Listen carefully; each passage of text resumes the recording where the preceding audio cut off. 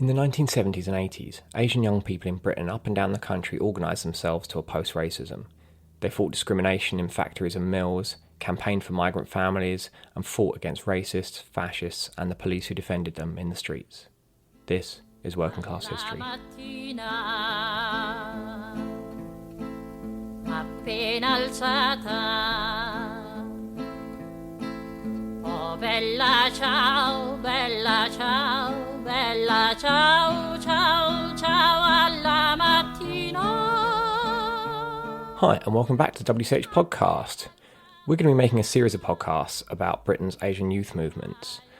While they all had things in common, they had different features as well. So we're going to be looking at different movements in different geographical areas. So we're starting off with the experiences of young people in Bradford. Firstly, a few words about terminology.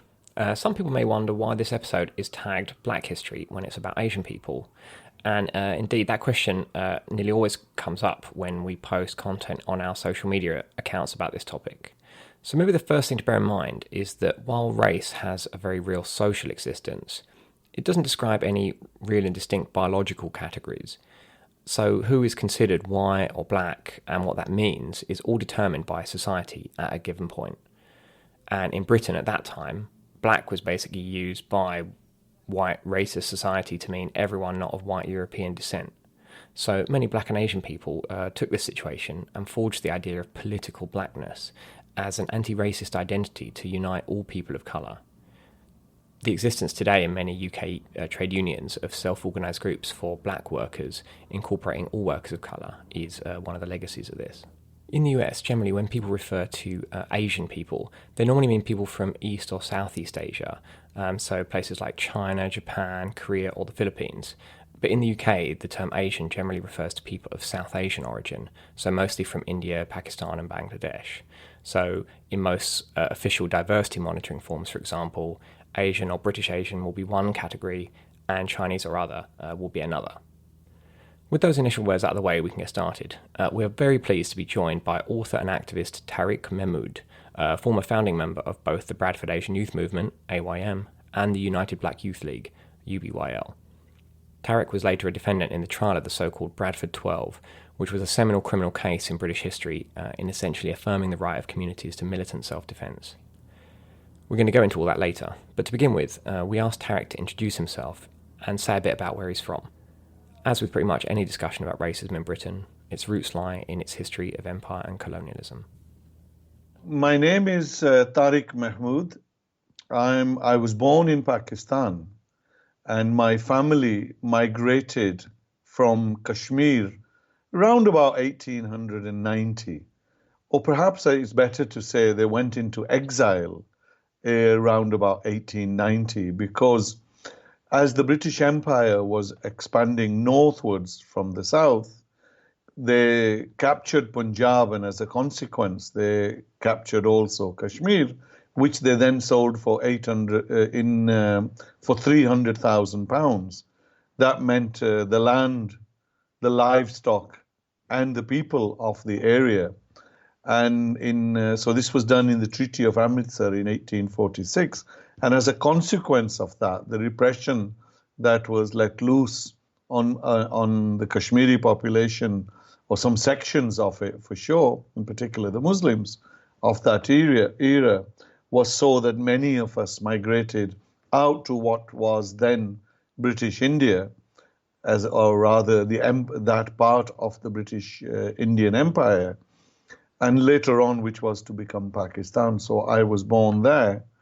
And in the late 70s, in 1967, I was taken to Britain, Bradford in Britain, a small northern English town, which was very much a mill town. And I was taken there by my grandfather, very much against my decision. I was too young at the time, or that of my mother. And I grew up then for the very smaller part of my life, the very younger part, maybe 7 to 9, sort of 10 to 8 to 10, something in that region in Pakistan.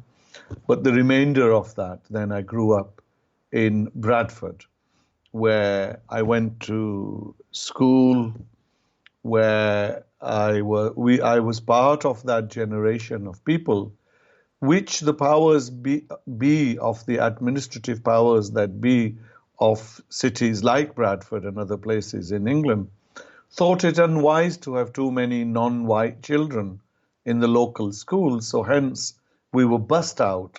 There's a policy called busing, where they distributed us across different schools. So I didn't really understand this until 2, 3 years ago, that almost all my education at school meant I didn't go to a local school. And now that I have children, I understand how crucial it is for people to go to local schools, to walk to schools and not have to get up in the morning and thrown onto a bus and driven miles away. So that was my early part of schooling and growing up in Bradford. This forced busing has clear parallels with discussion which has reignited today in the US over Joe Biden's campaign to be the Democratic presidential candidate in 2020. Some people supported busing in the US to desegregate schools which were very divided on racial grounds, which meant that many black children went to substandard schools. But in the UK, there was no such progressive justification. Bradford was the first place where busing in Britain began, in 1963, after white parents complained about there being too many immigrants in their schools. So Edward Boyle, the education minister, who was in the Liberal wing of the Conservative Party, decided that no school should have more than 30% black children in it. He told Parliament, "I must regretfully tell the House that one school must now be regarded as irretrievably an immigrant school. The important thing is to prevent this happening elsewhere." This was despite the fact that the 1944 Education Act provided that parents would be able to choose which school their child attended. In any case, most places didn't follow his instructions, but 11 cities did introduce busing, including Blackburn, Bradford, Leicester, Southall in London, and Bristol. And amongst the problems it caused was that children of colour were often singled out by arriving late and having to leave early, and also the long distances meant that often there was almost no contact between the school and parents. So racism was widespread in the general population, and this was reflected and even amplified by the state in policy. The schooling itself was quite a difficult period, really.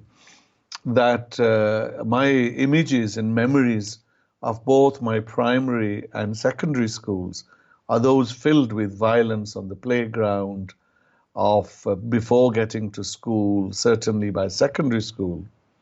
And in the primary school, perhaps the violence was different. I'm a little cross-eyed, or I used to be much more pronounced when I came to England.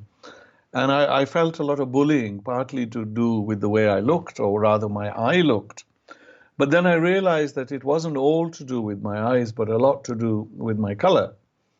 And not religion. This phenomena comes much later on. And people would, white kids who'd never seen one of us before, would rub their fingers on your skin to see if the dirt came out, or would run round and round in the playground singing nursery rhymes like, I still remember this one. It must have been so deeply ingrained in my memory. God made little black children. He made them in the night. He made them in a hurry and forgot to paint them white. So these were just one of those things, and I was constantly being beaten up. And also I came to Britain at a time where we believed that the white man, or white people, if you like, were omniscient. They were untouchable. I felt they felt no pain. I felt they had no, they were so powerful, I couldn't do anything. And I was constantly being attacked on the playground. I think it was in my primary school. And one day, I have written about this, one day I raised my hand against the bully who was attacking me. He was a big lad, but I don't remember much more than that now. And I must have hit him on the nose, but I didn't mean to, and he bled. And it was only then I really realized that white blood was red, just like mine. And the boy didn't like the pain, just like I didn't like the pain. And I became probably far more violent than I should have done if I had had some thought. And for that, I was pulled in front of that school. But then I continued like that into my secondary school, wherever I went. Somehow violence followed me. So my early schooling really was one in which at the primary end, it was an ordeal to go there and come back. But when we came back, we had to explain to our guardians that we weren't the ones causing violence. And they were also, in my uncles and my grandfather and the friends and family of all those around, were themselves enduring a different kind of violence, also embroidered with racism, but very different insofar that they were working in these mills and factories. And if you like, we were people from the countryside who woke up with the sun and who went to bed with the setting of the sun. And all of a sudden, we were working to the clock, to the second, to the minute. So the peasants, and they were not all peasants. We would have been from the societies from which we came, the lower middle class, as we at least had the money or the wherewithals to get air tickets. But and they themselves, in a sense, suddenly found themselves not only at the bottom of the heap, but at the bottom of a heap where exploitation of a worker was mixed to the racist exploitation of a worker, if you like. So they would work at nights, during the nights, on mills, and mills, and in some cases factories and shifts, which really the machinery was way, way old. But the employers managed to get, instead of one shift, they managed to get 3 shifts. So we would work at nights. My uncles and their friends and families, or immigrants like us, would sleep in shifts in different beds. So they too were getting brutalized, but in a different sort of way. And just like me, in a sense, they couldn't understand why society around them was so nasty. But also, a lot of our elders were indebted at the time. They just wanted to keep their heads down, take the nonsense and the shit that came their way. So there is this general brutalization coming along in society, but we're all male. That's another very important feature of the time, that men came first and brought with them young boys who they couldn't wait to grow up. So very often our ages were increased to ensure that we started work earlier, as mine was as well. And so we lived in this sort of a society, but on the material side of society, what at first looked really good to us, paved stones, running water, roads, electricity, radios, television, a variety of food, riches unbeknown to us, slowly, when we began to realize its comparison to our white friends was dreadful. We really lived in the area in which white people no longer wished to live. And we went to schools later on in where they wouldn't go, or they didn't want us to go. And in mills and factories, our elders worked where they didn't want to work. So in a sense, but this wasn't a realization of all of a sudden. It was a gradual reflection back on that age. So at that time, going to school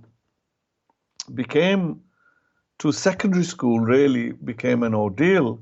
As I was saying earlier on, when we came back home, our elders often were dismissive of us, blaming me and people like me for being the instigators of trouble at school. Why couldn't we just be super good, learn and become doctors or pilots or engineers? But we couldn't explain to them that our playgrounds was the place where we probably learned best. And that was the learning was survive. And in the classroom, the teachers really didn't, in many cases, want to teach us. And in some cases, we said, well, we don't care about learning. And that's not to say all the teachers. So I went to my junior school, was a place called Laytop Junior School, or primary school, I forget now. And my secondary was a Tong Comprehensive School. And yes, we had some quite nasty, racist teachers, but we had some fantastic ones as well.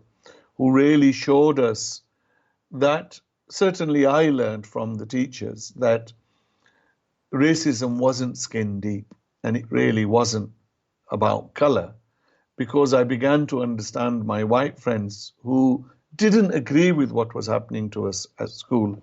For example, I would be forced to sit in an immigrant class learning English when our English was excellent. In some cases, because it was a second language, we were grammatically even better than some of our native speakers.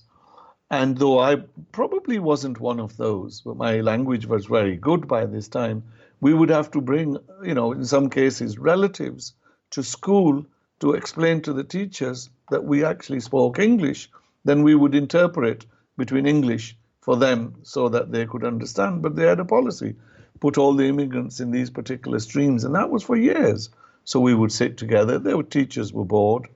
But our schooling was violent. In my case, there was, in one occasion, all white children, probably 1,000 on one side, all of us a few hundred on the other side, fully pitched battles where we would have to be released half an hour before the white kids. Otherwise, we would be attacked on our way to the buses.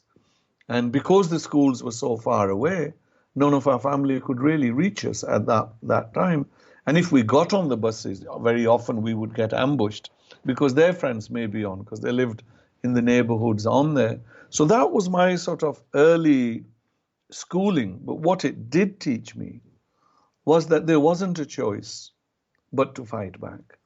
And you can't fight alone. And there was no other choice but to get together. They called us gangs. We weren't gangs. We were already embryonic organizations, because we would send boys from our school to other schools depending on where the troubles were. And as I say very clearly, boys, because I think we had one girl or maybe two, and God help them, they must have had a miserable time with the shower that we were. From these fights in the playgrounds, Tariq and his friends were basically forming unofficial collective organisation. One of the things I learned was really that you can't fight alone.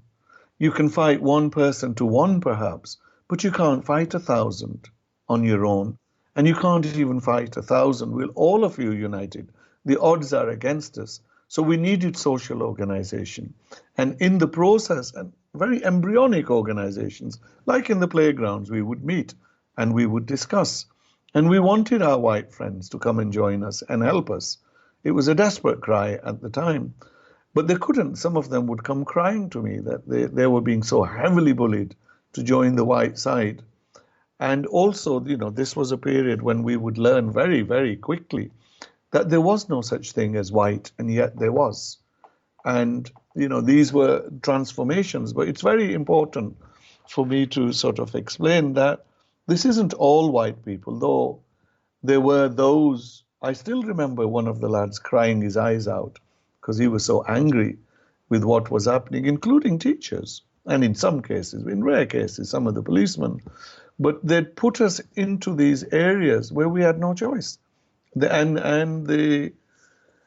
But it wasn't, all the upbringing isn't full of violence and horror. There's a wonderful side to it as well, because in the midst of the Northern English racism, there's also a Northern English love and a Northern English humor, which really comes through many times in the most absurd of situations. After completing his schooling, Tariq continued to have a difficult time. In years after school, I would become homeless, and for complicated reasons, not drugs or alcoholism or anything like that, but for social reasons, as I didn't really have parents here. And uncles grew up who I was living with, but that's another story, perhaps complicated for this. And the warmest place used to be in the library, Bradford Central Library. And the women who worked in the canteen knew I was homeless.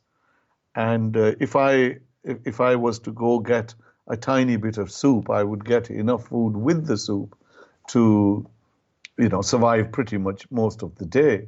And they never, for one moment, ever begrudged me anything. Most of the time, I would sit in the library and read.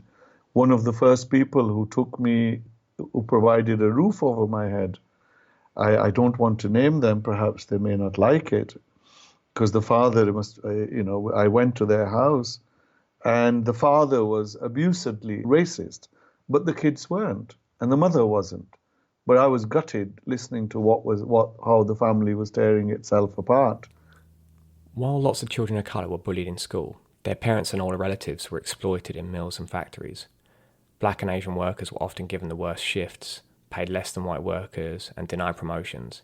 And up until the late 1970s, the unions, prioritising their white members, defended this situation largely, opposing and even scabbing on strikes by black and Asian workers for equal treatment. This situation began to change at the time of the Grunwick strike by East African Asian women workers in 1976, which we cover in our first episode. In the mills, particularly in the north of England, the trade union was called the Dyers and Bleachers Union. It effectively wouldn't let non-white workers join it for a while. It was a struggle to join it. So the unsociable shifts went to us. The pay differential was quite substantial as well. And of course, eventually the Dyers and Bleachers Union would give in. But this was following a struggle by our workers. It's also important to understand that we were the product of the colonial empire.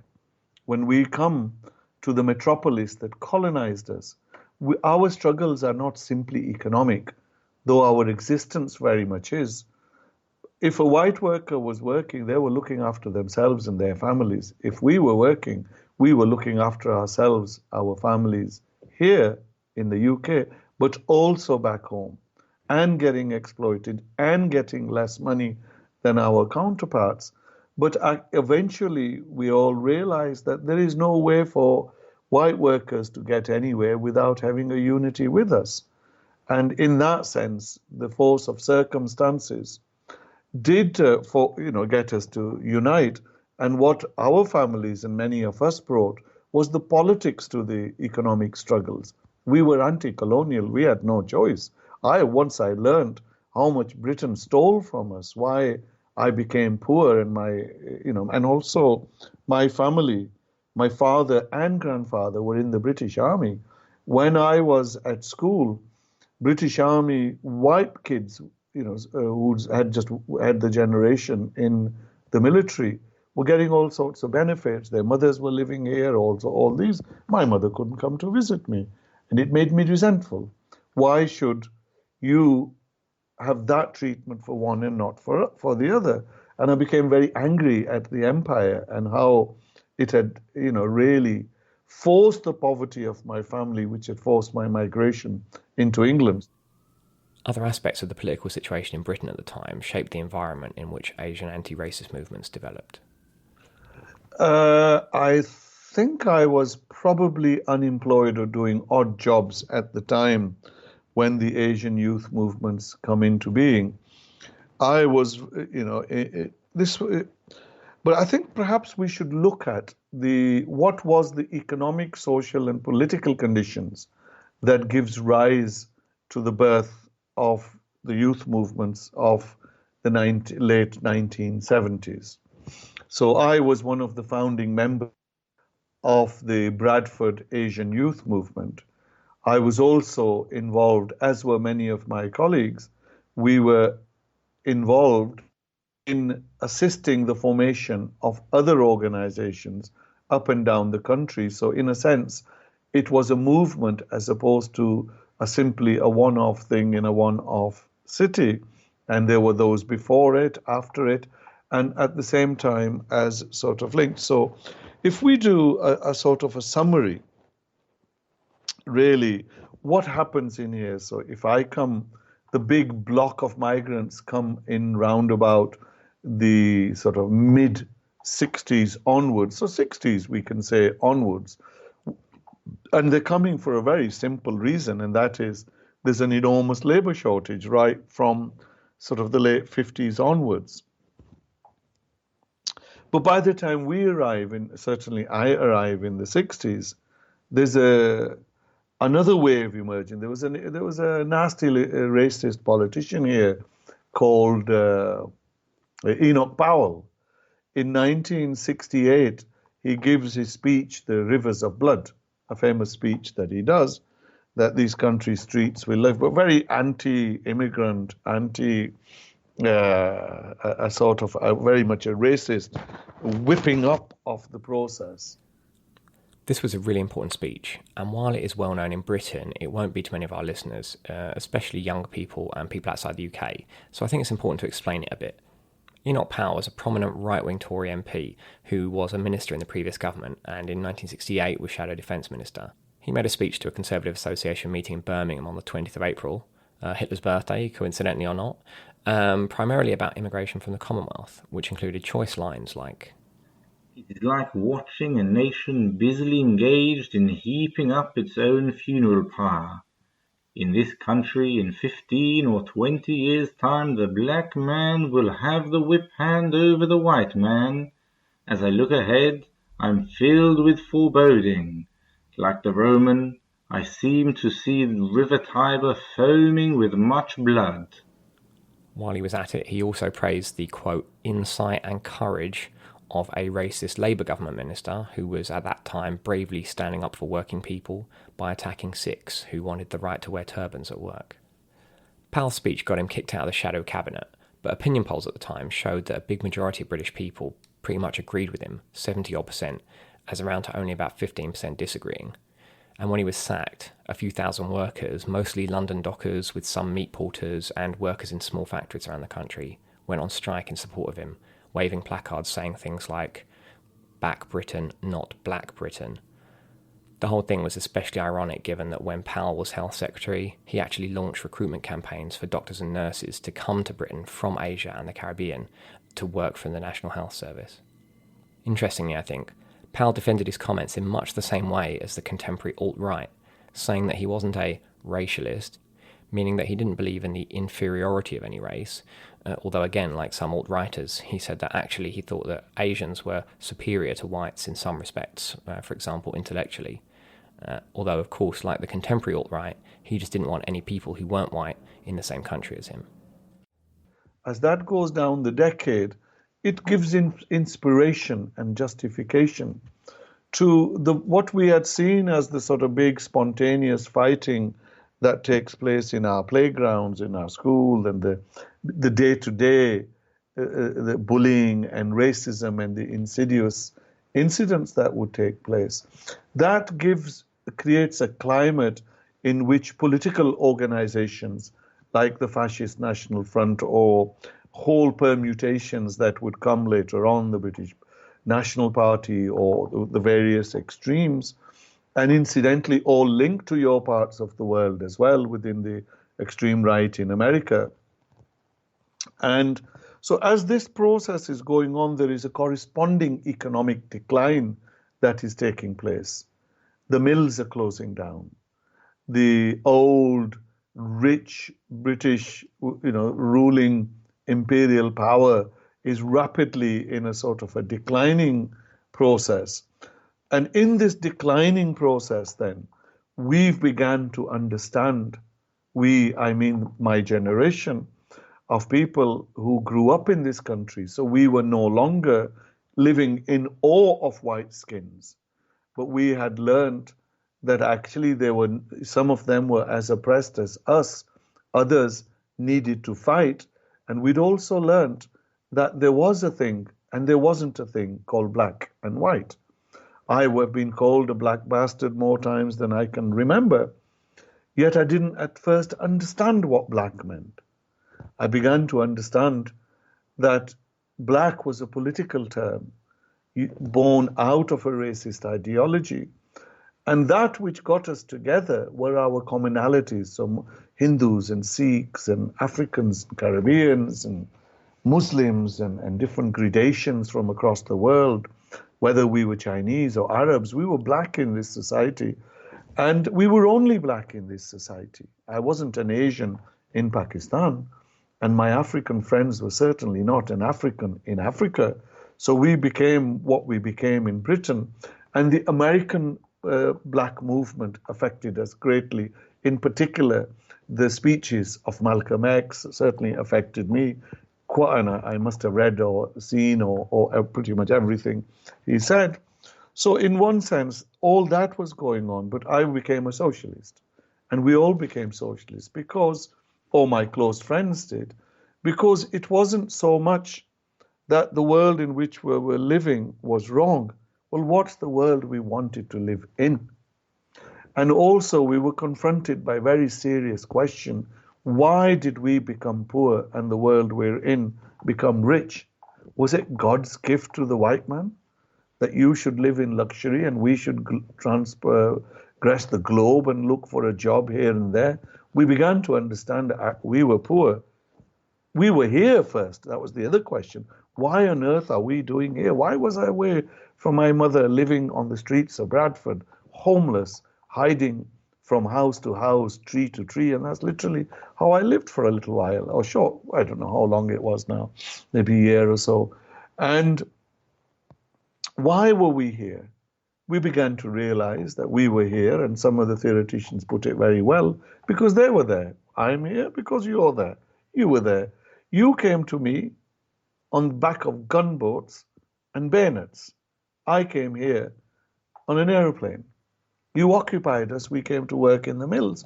So we began to understand that economics and politics were intricately linked, and colonial history of my present could not be separated from your past. Sometimes they wanted us to forget the past. Well, we can't. My past is my present. Your past may not, in your opinion. These are people when we used to get into arguments. And I began to realize that actually there has to be an understanding of a world in which we live. So what racism did to me was unlock a door. And the door it unlocked was a door I had no choice but to unlock, because it came knocking on me. I walked through it and realized that there was not only a colonial empire, there was an imperial empire, and it was still in existence today. So in that sense, by the time we get down to organization of the youth movements, I'd been involved in left-wing politics. Some of this starts in school as well. A wonderful teacher. One was a guy called Mr. Cook. I forget, I've met him once accidentally on a train 20 years later. Another I forget. And they played us songs from the Welsh mines.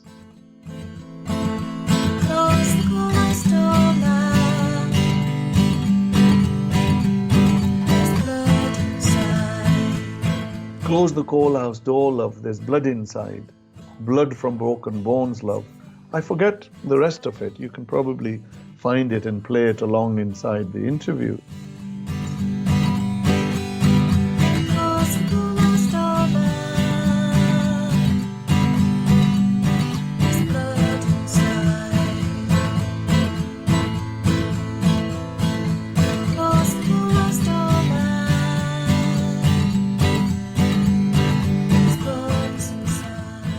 And these were how Welsh children were dying in coal mines.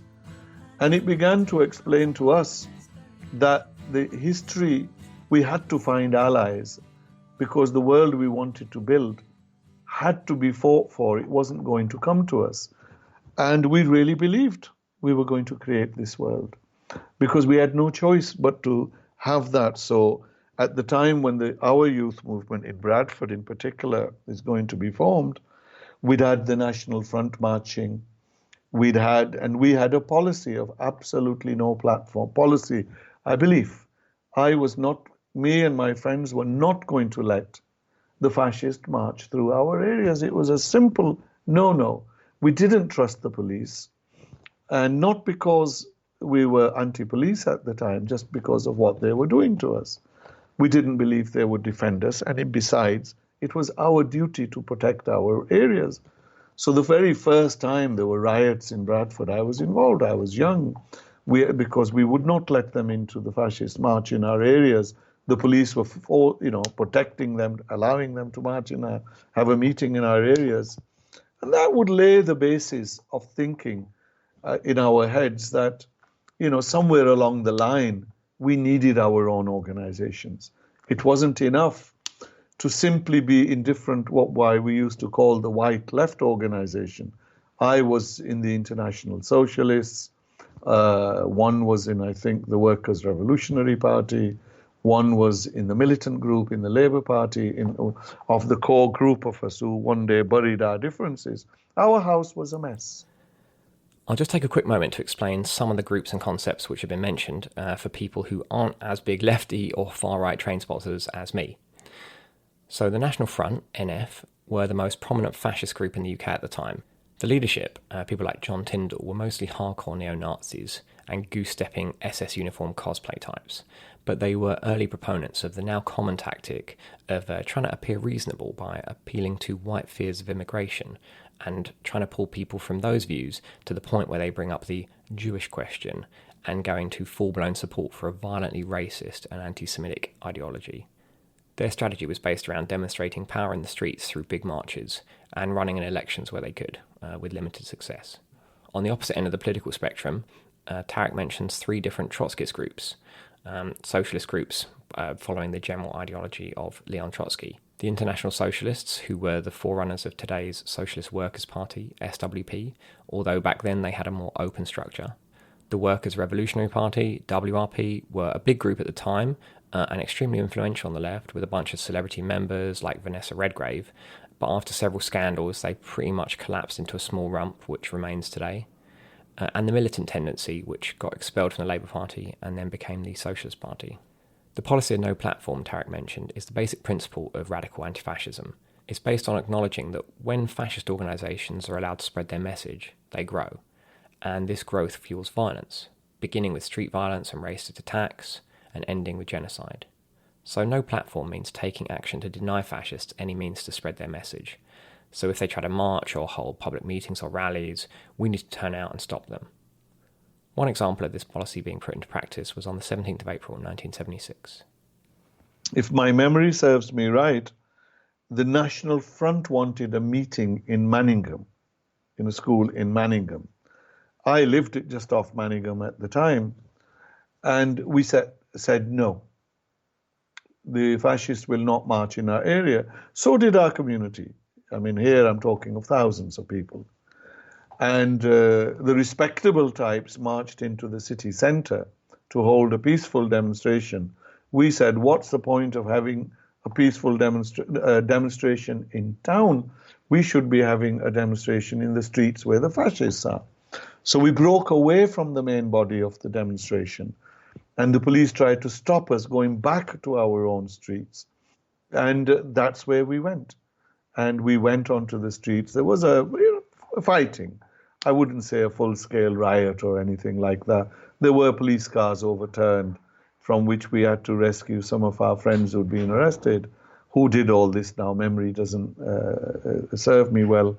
But that's what happened at the time in 1976, yeah. When we get down into the 1970s, sort of 77, 78, 79, already in existence, there are social and political organizations of Africans, of Caribbeans. Some organizations emerge as black organizations, some as Asian, some as Indian, later on and Pakistani. These are workers' organizations. So as Bangladesh becomes independent, so we begin to have the organizations of Bangladeshis, and then as Kashmiri nationalism begins to understand itself, they all split. But we're not splintered.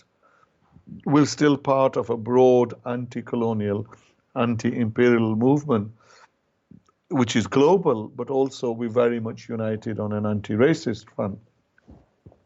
So this time then, around us, other things are beginning to happen, and that is this, which leads to not only the formation but the activation of these organizations, and that is that it's Margaret Thatcher begins to power as well, and that's round about 79 if it is. So if we go down from 76, 77, 78, 79, historically speaking, it's not even a drop in the ocean of history, and it's a very rapid movement of time. But other things are at play, and they would then impact today.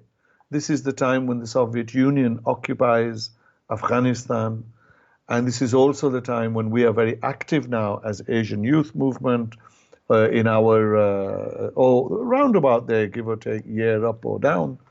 And why that is important is that the intelligence agencies are beginning to also Muslim youth to go fight in Afghanistan. And I know them.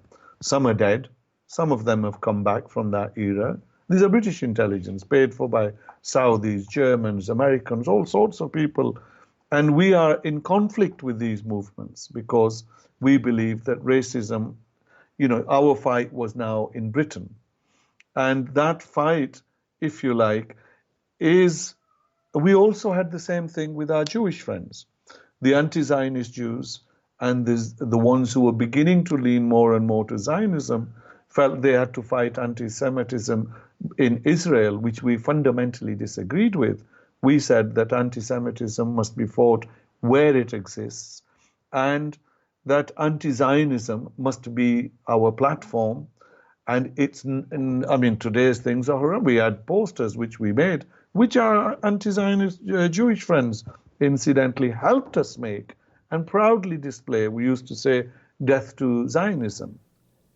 Just to clarify here, because a lot of people often conflate being Jewish or being Israeli with being a Zionist, and some neo-Nazis and other anti-Semites use Zionist as a coded dog whistle word referring to Jewish people, which is completely abhorrent. But on the flip side of this, many supporters of the State of Israel actually lend credence to this idea by claiming that opposing Zionism is inherently anti-Semitic, thus implying that all Jewish people are Zionist. In reality, Zionism is a very specific ideology of support for a Jewish ethno-state in the Middle East, which many Jewish people are completely opposed to, like the Israelis we speak to in our podcast episodes 17 and 18, where we cover this topic in a lot more detail. We saw all these complex, interconnected things very much together. Just one more thing to add to this pie was Ireland. And it's very important because we lived in areas where the Irish must have moved out of. We were still connected to these processes. And there are a lot of personal stories which would play out. So as an organization, we had really, the youth movements are formed. We've become, for us, there's no contradiction between a Muslim, Sikh, or Christian. There is no you can be all those, or you can be one or none. You can be an Indian or Pakistani or South Asian or wherever you're from. It really didn't matter. We were black, we were Asians, we had our religious denominations, and we didn't have our religious denominations or sexual or whatever else orientations people. We had no issue in that sense. We would just as vociferously defend a temple as we would a mosque. And we were secular, but secularism wasn't an issue for us or its opposing side. We believed that only the state can be secular. Individuals can support that position. It wasn't an individual thing. And we'd matured as anti-imperialist fighters. So at that time, our involvement in all these forces would lay the bedrock for why, after I'm arrested with my colleagues, why we would even end up being freed. So for us, the support to the hunger strikers was imperative. To Bobby Sands, to Patsy O'Hara. It didn't matter to us from which wing of the Irish National Liberation Movement they came from. Here, Tariq's referring to the hunger strikes by Irish Republican prisoners in 1980 and 81 who were demanding reinstatement of their status as political prisoners and concomitant rights like the right to wear their own clothes and be exempted from prison labour. The 1981 hunger strike was by both members of the Irish Republican Army and its political wing Sinn Féin, and the Irish National Liberation Army and its political wing, the Irish Republican Socialist Party. One of the hunger strikers, Bobby Sands, was elected as a Member of Parliament, and eventually, after 10 hunger strikers died, including Sands, they won most of their demands. The event radicalised the Republican movement and helped Sinn Féin become a major political party. Whether it was from the INLA or whether it was from the IRA, ours wasn't a military struggle. Ours was a political gesture of solidarity with the Irish people. Theirs was the military and the struggle, not ours. But we would support the right of the people of Ireland as an occupied country to defend themselves and fight for their liberation in whatever means they took. Now, sometimes we paid a price for that. We would go on demonstrations and be bricked, be physically attacked. I, for one, have been over the years and injured and bruised for supporting the struggle of Ireland. So our youth movements are beginning to evolve, but they're evolving both for an international type of a position, an internal one. And this is the era also at which the fascists are not simply marching in the north of England, but right across the country. So in a way, ours was an organization that saw primarily itself as an anti-racist one in Britain to support anti-colonial and anti-imperialist struggles overseas. And also we did a lot of day-to-day work as well. So in the early days, we just formed, I don't know whether we were sitting on a grass or in the library cafe, but everything we did was based on our own resources. We put our own money in. We squatted for office space. Every single thing we did in the early days of the formation of the youth movement was based on its own resources and help from other areas, communities. As a social movement, it grows. It doesn't remain static. We fought campaigns, fought to unite families. We fought to defend our streets from gangs of Paki bashers. There was a phenomena in northern England. I don't know how much of it also was applicable in the south. It certainly existed in the Midlands, that in the evening, groups of white kids would get drunk and go look for a Paki. Paki meaning any Asian and at times African as well, or anybody who wasn't white. And they would pick on you and beat you to pulp and then escape. And that was their little game they played after the pubs closed, where they got drunk. So we would defend our streets, we would have patrols, or simply hang around in groups of 10 and 20 or 5 and 10, depending on our stuff. We would try to have social activities. We would run educationals. We would try to educate ourselves. The organizational structure, people couldn't just join. They had to be nominated. The executive committee had to approve each membership. There were aims and objectives which have been published, and I don't need to repeat them. We would support other campaigns of other people in similar cases. In some cases, send solidarity messages, like in Nicaragua, or as the Shah of Iran before 79, the Iranian students were heavily infiltrated by the then secret police. I think it was called SAVAK, and they couldn't even put posters up without fear of what might happen. And we would do it. We said we would help you put posters up in the streets against the Shah. We would provide fraternal security to organizations in some cases where divisions came and we didn't believe there should be fighting. We believe we should resolve ourselves in a spirit of comradeship and many things of that nature. But most importantly, we were very, very much an entrenched organization that was born out of particular communities and existed within them. We were not external implants. Rather than do anything about racist attacks, instead the police used any excuse to harass Asians.